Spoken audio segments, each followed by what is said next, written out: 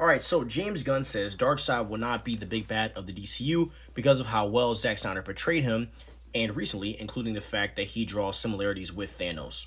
Now, I was really expecting him not to use Darkseid. I don't know if you guys were. I was not thinking that Darkseid was going to be the big bad for this, and I do think they're going the Legion of Doom route, where it's going to be a group of villains, not just one bad guy.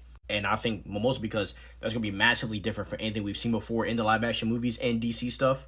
And in the way that he's building his DCU, wouldn't be shocked if he showed us that Darkseid exists, but he could show us that Darkseid does exist without making him the big bad yet of the DC. And there's just so many villains that you could dive deep into to make them the big bad. But I really do think that the Legion of Doom or something like that is going to be the next big bad. And maybe that might be my bias because I hope that's the case. But that's what I think.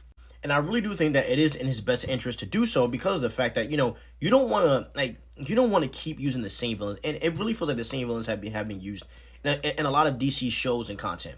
I can't tell you how many times we've seen interpretations of friggin' Doomsday whenever it comes to Superman. You know what I'm saying? And you just don't want to carry that on where you're doing the same story, same characters, same stuff every time in different ways. So I like that he's going another route with other people. And it also shows that, the dude is actually in the comics. He's actually in the content and he knows what he's doing. So, this is a great idea. Now, some of y'all are going to find a way to make this a whole Snyder situation. You guys have fun with that. I'm not going to entertain that crap.